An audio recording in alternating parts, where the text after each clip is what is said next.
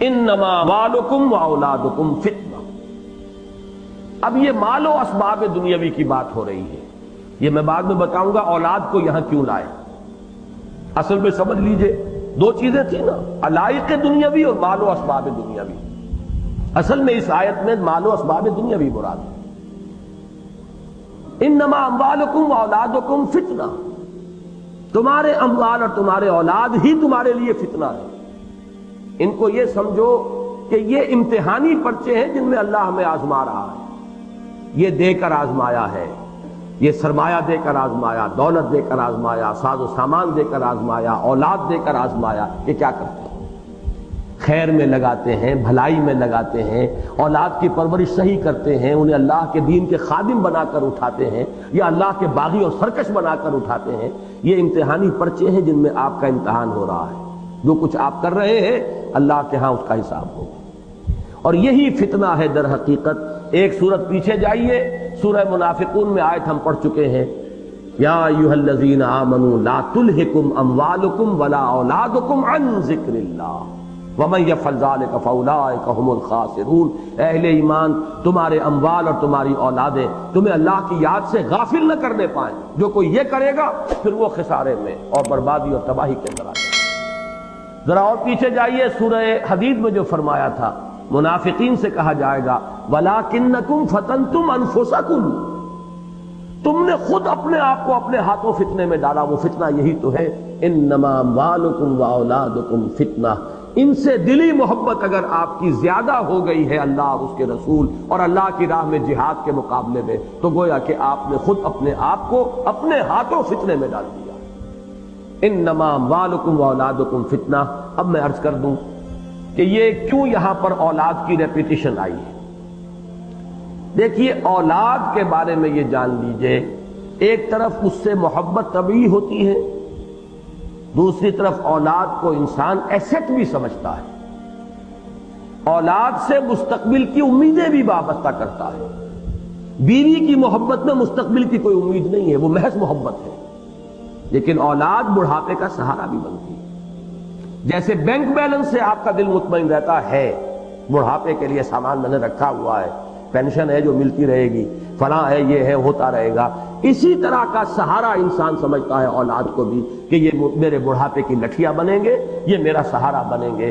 تو اولاد کی حیثیت دو گنا ہے، ایک طبعی محبت، وہ دو طبعی محبت جو بیویوں سے بھی ہے، لہذا ان کو وہاں بریکٹ کیا ان من ازواجکم واولادکم عدوا لکم۔ دوسرے یہ مال کے ساتھ بریکٹ ہوئے کہ یہ اس سے امیدیں وابستہ ہوتی ہیں، ان کو سہارا آدمی سمجھتا ہے، ان کو اپنے فیوچر کے لیے ایسٹ سمجھتا ہے، لہذا ان کو اس اعتبار سے بریکٹ کر دیا دوبارہ مال کے ساتھ۔ انما اموالکم واولادکم فتنہ۔ یہی وجہ ہے، میرا ایک عجیب مشاہدہ ہے، شاید آپ حضرات کا بھی ہو، جو لوگ بے اولاد ہوتے ہیں وہ انتہائی بخیل ہوتے ہیں بالعموم، اس لیے کہ ان کا سہارا صرف ایک رہ جاتا ہے، پیسہ، جبکہ اولاد والے کے دو سہارے ہوتے ہیں۔ وہ رسک لے سکتا ہے، کوئی بات نہیں، میرے پاس مال نہیں ہوگا تو کوئی بات نہیں، اولاد ہے، میں نے اپنے آپ کو ان میں انویسٹ کیا تھا ایک وقت میں، وہ ریپے کریں گے۔ لیکن جہاں اولاد نہیں ہوتی، اکثر و بیشتر میں نے دیکھا انتہائی بخیل، پیسے سے انتہائی محبت کرنے والے، اس لیے کہ ان کے یہ دونوں سہارے جو ہیں وہ ایک میں آ کر چونکہ مرتکز ہو گئے، لہذا وہاں اس کی شدت بہت گہری ہے۔ انما اموالکم واولادکم فتنہ۔ اب دیکھیے یہاں ایک لفظ آیا ہے بڑا عجیب، واللہ عندہ اجر عظیم۔ اللہ ہی ہے جس کے پاس ہے بہت بڑا اجر۔ یہ اجر کیا ہے؟ وہ جو میں نے کہا تھا انویسٹمنٹ کا بدل۔ اولاد کو انسان ایک طرح کی انویسٹمنٹ بھی سمجھتا ہے، اور مال کو بھی وہ سمجھتا ہے سہارا۔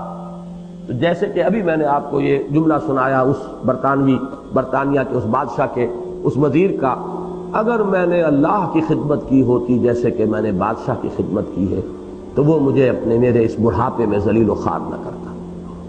یہ اجر جو ہے، اللہ کے لیے محنت کرو گے، ایک پیسہ لگاؤ گے، ایک منٹ لگاؤ گے اللہ کے لیے، اس کا اجر و ثواب ہے، وہ ضائع ہونے والی شے نہیں۔ وہ اس ایٹرنل بینک میں جا کے ڈپازٹ ہو گیا ہے کہ جس کا کبھی دیوالا نکل ہی نہیں سکتا، جس کے اندر کوئی اندیشہ ہے ہی نہیں کہ کوئی نقصان آ جائے گا۔ جو لمحہ بھی لگا ہے، حاصل زندگی ہے وہ لمحے جو تیری یاد میں گزرتے ہیں۔ وہ لمحہ جو اللہ کی یاد میں بسر ہوا، وہ ایک قطرہ کہ جو اللہ کی یاد میں آنکھ سے ٹپکا اور زمین میں جذب ہو گیا، وہ ایک قول جو اللہ کے راستے میں انسان نے کسی کو خیر کی طرف بلانے کے لیے وہ ایک کلمہ جو کہا ہے، ان میں سے ایک ایک چیز اب اٹرنل ہو گئی ہے، وہ ابدی ہے، اس کا اجر اور ثواب محفوظ ہے۔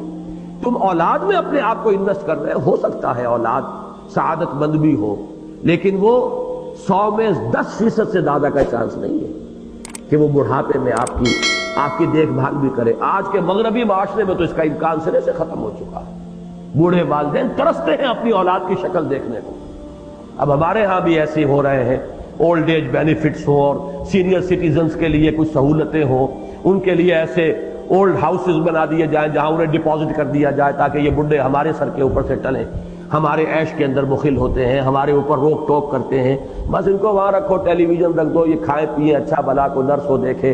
ان میں جو حسرت پیدا ہوتی ہے کہ اب کرسمس کے تہوار کی صرف ایک ویلیو ان کے ہاں رہ گئی ہے کہ بوڑھے والدین کو توقع ہوتی ہے کہ اولاد کو دیکھنا نصیب ہو جائے گا کرسمس، اور وہ بھی نہیں ہوتی، پوری وہ بھی نہیں ہوتی۔ انتظار کر رہے ہوتے ہیں کرسمس کا کہ شاید اولاد کی جھلک دیکھنی نصیب ہو جائے۔